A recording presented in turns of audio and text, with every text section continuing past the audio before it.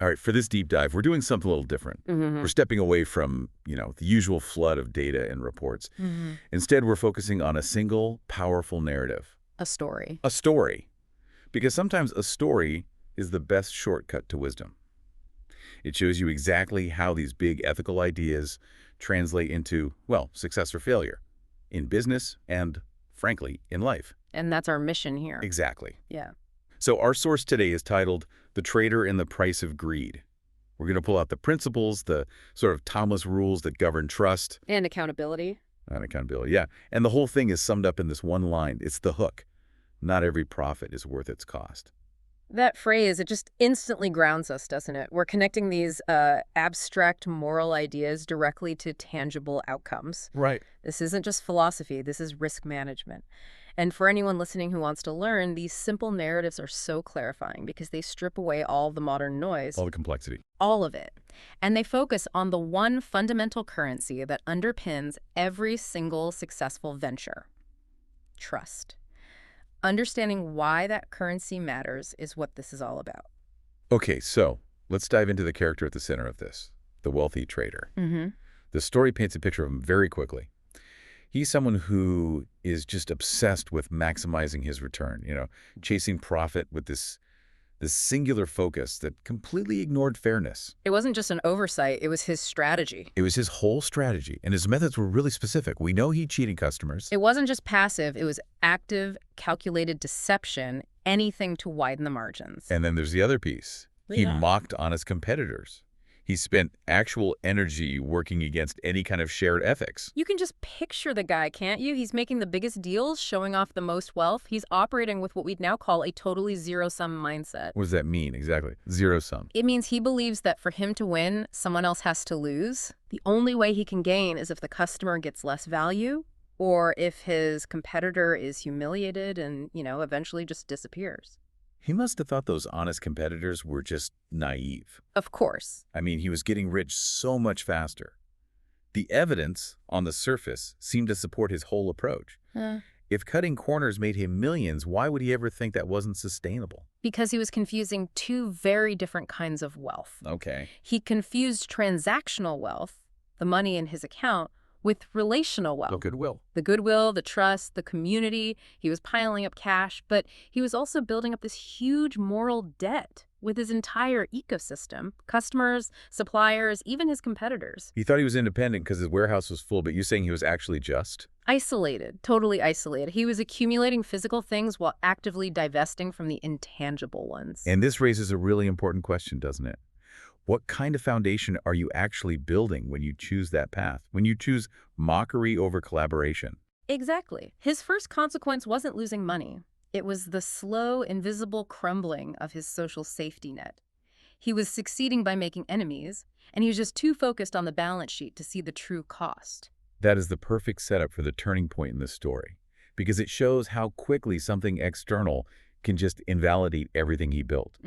The story says, one day, trade routes shifted. Just like that. That's all it takes. Yep. A geopolitical event, a new technology, a change in regulations, something completely out of his control. And suddenly, the biggest warehouse in the world means nothing. The largest inventory is worthless if you can't get goods in or out. All of his material success became instantly unstable, and he had to rely on the very people he had spent years pushing away. It just proves that purely material wealth is maybe the most fragile kind of capital there is. And that's when the crisis reveals the fatal flaw in that zero-sum strategy. When the market turns, when risk goes up, who do people choose to help?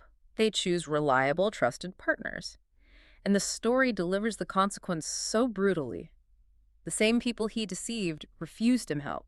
It's not just bad luck, is it? It's direct accountability. It's a bill coming due. Yeah. He spent years teaching everyone around him that he was untrustworthy and unfair. So when he needed their help, for a loan, for a new route, for a connection, they just applied the lesson he'd taught them. They saw him as a liability. A proven liability. And they protected their own resources. That moment of refusal, it's heartbreaking, but you're right, it's completely logical. They weren't being spiteful, they were being smart. It was self-preservation. They couldn't afford to bet on a cheat. Precisely. And if we connect this to the bigger picture, the shifting routes were just the trigger. The trader's isolation was the loaded gun. He loaded that gun himself over years of ethical neglect. The external event just pulled the trigger. And the final realization comes. Too late. Tragically too late.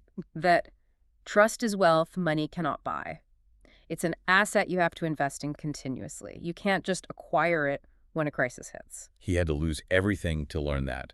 But we want to give you the shortcut. Here's where it gets really interesting. Right. We've looked at the collapse. Yeah. And now we can pull out the principles, the actionable lessons from his failure. Moving from the story to the strategy. Exactly. And the first one, based on how everything fell apart for him, is this. Greed isolates before it destroys. Okay, let's unpack this because the timeline here is so important. The sequence matters. It absolutely matters. Most people think financial collapse leads to loneliness, but this story shows it's the other way around. Greed is fundamentally a mechanism of isolation. How so? Well, to be truly greedy, you have to prioritize your own gain above the stability of your partners. That means you have to cut corners, you have to hoard information, you have to downplay what others contribute. That behavior builds walls. It immediately builds walls. Think about it in a modern company. Greed creates these toxic internal cultures where nobody collaborates because they're all just protecting their own turf. Or externally, it's burning your suppliers. Yeah. Right, it's squeezing them until they break. Exactly. Or cutting corners on R&D, which isolates you from the innovation your industry needs to survive. So that whole move fast and break things mantra, Yeah. if things includes relationships and promises, then you're not just being disruptive, you're cutting yourself off from future help. You are structurally preventing yourself from calling in a favor. The community's refusal to help the trader was just the symptom. The disease was his long-standing ethical isolation. By cheating and mocking, he'd already left the network. He had already opted out of reciprocal support, so when the shock hit the shifting routes, he had no partners left to help him adapt. His greed had already built his cage. Wow. Okay, so if that's the structural flaw, isolation, the next logical question is about the stuff, the riches. That brings us perfectly to the second principle. Reputation outlives riches. Let's take this cynical argument head on. The trader was rich. He had assets. Why should he have cared about reputation when he could just buy whatever he needed? Because riches, the physical assets, the cash flow, are vulnerable. They're vulnerable to external shocks, like those trade routes shifting. They're transactional. They're volatile. But reputation isn't. Reputation is durable. It's durable because it lives in the collective memory of the community. It's built on consistency and shared experience, not on a market price. So it's like brand equity. Exactly like brand equity. When a big company has a huge ethics scandal, what's the first thing that happens? The stock price, the riches plummets. Right. Instantly. That drop isn't just a number changing, it is the immediate measurable cost of reputational damage. The market is pricing in the risk of that company now having to operate in isolation. So the trader's huge warehouse, his riches, they just vanished when the routes dried up. But the memory of his cheating and mocking, that was the one asset that lasted. And it was that asset the community acted on. It confirmed their decision to let him fail. His reputation functioned like this, like an immutable ledger of his past behavior. And when he desperately needed a withdrawal from the bank of goodwill, the ledger confirmed his account was empty. And worse, that he was a risk not worth taking. Reputation, unlike cash, can't be counterfeited. And you can't generate it quickly when things go south. It is the crisis-proof asset. which sets us up perfectly for the positive action. If cheating and mocking are long-term liabilities, what's the investment we should be making?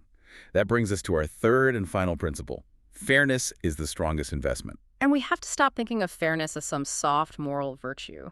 This story shows it's a hard-nosed, non-negotiable business strategy. The most robust one available. The most robust, because an investment in fairness generates the intangible wealth of trust and, crucially, reciprocal support. But fairness can feel costly in the moment, can't it? I mean, choosing the honest path sometimes means taking a smaller margin right now. How do you justify that to the bottom line? You justify it by framing it as long-term value creation. When you operate fairly, with transparent pricing, with respect for suppliers, with honesty toward customers, you aren't just sacrificing margin. You're buying insurance. Insurance, I like that. You are building a network that sees your success as part of their success. This is the positive sum mindset. Your win doesn't require their loss. So it's an investment in risk mitigation. Absolutely. When the trade routes shifted for our trader, what would have happened to a fair operator? His suppliers might have cut him some slack. His customers might have waited a bit longer for their goods. Even his competitors might have offered an alternative route. Yes, because they'd recognize the shared value in keeping the ecosystem stable. That support network. That's the real wealth the trader missed out on. That's it. When a crisis hits, people don't ask what your balance sheet looks like today. They ask, how did this person treat me when they had the upper hand? Fairness ensures the answer is yes. And that yes pays dividends in the form of help and loyalty. It creates stakeholders, people who are invested in your survival because they trust you. They need you to keep operating ethically. It's an asset that appreciates over time. That's such a powerful way to look at it. So we follow the whole journey here. From his rise on the back of greed to the isolation that caused, and then the final collapse from a total deficit of trust. Hmm. And the message, which is firm but also, I think, compassionate, is pretty clear. Ambition is good, profit is necessary, but the means matter more than the They ends. always do. Focusing on fairness isn't just a moral suggestion.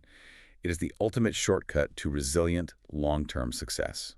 It lets you bypass the painful lesson the trader had to learn by losing everything. And that resilience is what separates a temporary winner from an enduring institution. Those shifting trade routes in the story, it's a perfect metaphor for the disruptions we all face today. AI, supply chain shocks, regulatory Oh, changes. there are the external pressure tests. Oh. So as you reflect on this, here's a final thought to consider. What actions are you taking today, large or small, at work or at home, that might be acting like shifting trade routes for someone else, making them vulnerable? And, more importantly, how is your reputation, that intangible ledger, prepared for the moment when you need support? Is your investment in fairness paying dividends you haven't yet had to measure? Because that crucial currency of trust, it's always being tracked, even when the market is booming and you feel invincible.